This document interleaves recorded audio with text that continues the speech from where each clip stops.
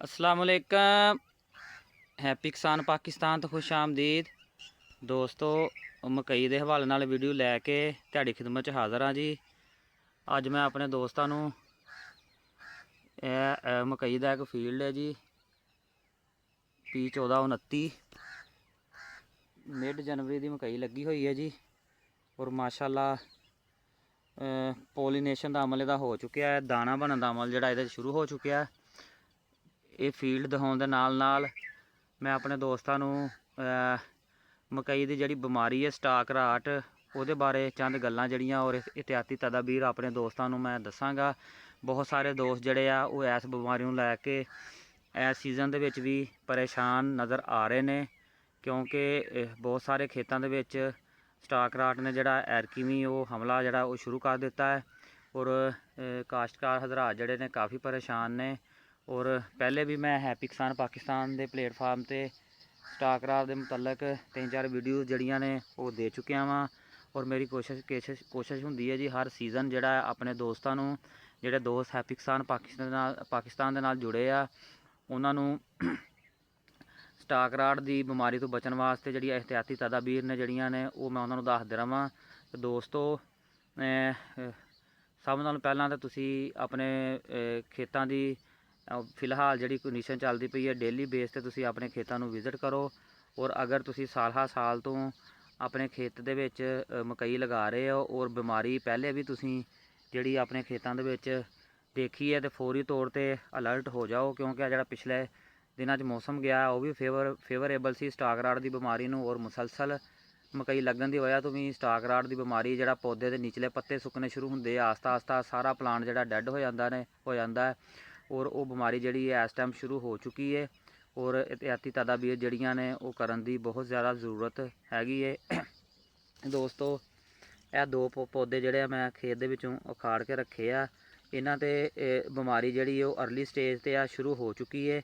सारे नालों पहला मैं तुहानूं यह प्लांट दिखावांगा और उस तो बाद जिहड़ियां ने आपां गलबात करांगे कि किहड़ियां एहतियाती तदाबीर ने जिहड़ियां तैयार करके इस बीमारी तो बचिया जा सकता है, ਜਾਂ ये बीमारी जिहड़ी है बड़े लार्ज स्केल ते वड्डे पैमाने ते जिमीदार का नुकसान कर जाती है। और ये तो बचन वास्ते जिहड़ियां एहतियाती तदाबीर उहदे बारे गल करने आ जी। लो जी एक प्लांट है जी, यह तुसीं देख सकते हो जी। ये नीचे वाले पत्ते जिहड़े इहदे उखाड़ दिते ने, यह नीचे पे ने और अर्ली स्टेज ते इहदे ते आ चुकी है।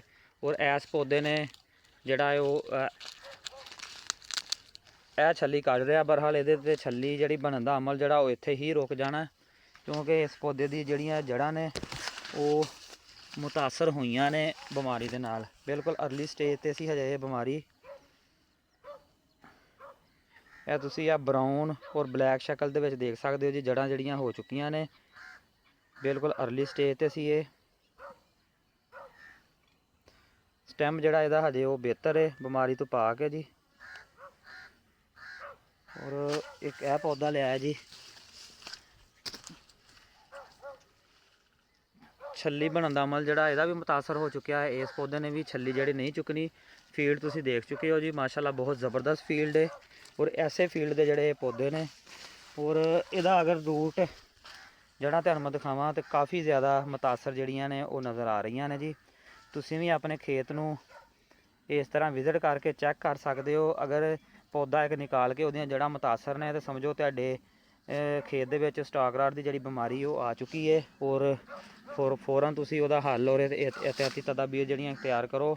तो जी दोस्तों अगर तुहाडे खेतां दे विच ये बीमारी आउंदी है तो सारे नालों पहलां तुसी ये कोशिश करनी है कि मकई जो 4-5 फुट की हाइट ते हुंदी है उदों ही ਉਹਦੀਆਂ एहतियाती तदाबीर ਜਿਹੜੀਆਂ ਨੇ ਉਹ शुरू कर देनियां ने। मैं एक बहुत ही ज़बरदस्त फार्मूला अपने दोस्तों को दिंदा हुंदा वां जी कि तुसी अपने स्टाक राट की बीमारी वाले फील्ड के फटकरी का इस्तेमाल करना है। 2 ਤੋਂ 3 किलो फटकरी जिहड़ी है वो तुसी पर एकड़ के हिसाब दे नाल साफ सुथरे पानी दे नाल, नहरी पानी नहीं ट्यूबवैल के पानी नाल तुसी अपनी फसल दे विच फ्लड करनी है। और फटकरी फ्लड करन लग्या सारे नाल पहलां तुसी जदों पंसार स्टोर ते जाना है इस गल की तसल्ली कर लैनी है कि वो फटकरी ही है, क्योंकि पंसार स्टोर वाले जिहड़े आ वो एक शीशा नमक हुंदा है ਉਹ ਫਟਕਰੀ ਦੀ ਜਗ੍ਹਾ ਤੇ ਦੇ ਦਿੰਦੇ ਆ। ਫਟਕਰੀ ਜਿਹੜੀ ਤਕਰੀਬਨ 200 ਰੁਪਏ ਕਿਲੋ ਦੇ ਰਾਉਂਡ ਅਬਾਊਟ ਤੁਹਾਨੂੰ ਮਿਲੇਗੀ। ਚੈੱਕ ਕਰਕੇ ਤਸੱਲੀ ਕਰਕੇ ਸਿਰਫ ਫਟਕਰੀ ਦਾ ਇਸਤੇਮਾਲ ਕਰਨਾ ਹੈ। ਔਰ ਪੰਸਾਰ ਸਟੋਰ ਵਾਲਿਆਂ ਨੂੰ ਇਹ ਨਹੀਂ ਦੱਸਣਾ ਕਿ ਅਸੀਂ ਇਹਨੂੰ ਕਿਸ ਮਕਸਦ ਵਾਸਤੇ ਲੈ ਕੇ ਚੱਲੇ ਆ, ਕਿਉਂਕਿ ਅਗਰ ਉਹਨੂੰ ਦੱਸ ਦਈਏ ਕਿ ਅਸੀਂ ਇਹ ਆਪਣੇ ਫਸਲ ਨੂੰ ਫਲੱਡ ਕਰਨੀ ਹੈ ਤੇ ਉਹ ਫਿਰ ਸ਼ੀਸ਼ਾ ਨਮਕ ਚੁੱਕ ਕੇ ਦੇ ਦਿੰਦੇ ਆ। ਔਰ ਫਟਕਰੀ ਦੀਆਂ ਢੇਲੀਆਂ ਜਿਹੜੀਆਂ ਉਹ ਲੈਣੀਆਂ, ਚੂਰਾ ਨਹੀਂ ਲੈਣਾ, ਚੂਰੇ ਦੇ ਵਿੱਚ ਵੀ ਮਿਕਸ ਹੋਣ ਦਾ ਖਤਰਾ ਹੈਗਾ ਏ। ਫਟਕਰੀ ਕੋਸ਼ਿਸ਼ ਕਰਕੇ ਫਟਕਰੀ ਲੈਣੀ, ਔਰ ਫਟਕਰੀ ਜਿਹੜੀ ਉਹ ਫਲੱਡ ਹੋਣੀ ਚਾਹੀਦੀ 2 ਤੋਂ 3 ਕਿਲੋ ਪਾੜ ਏਕੜ ਦੇ ਹਿਸਾਬ ਨਾਲ। ਔਰ ਕੋਸ਼ਿਸ਼ ਕਰੋ 4-5 ਫੁੱਟ ਦੀ ਹਾਈਟ ਤੇ ਮਕਈ ਜਾਂਦੀ ਉਦੋਂ ਹੀ ਫਟਕਰੀ ਨੂੰ ਫਲੱਡ ਕਰ ਦਿਓ।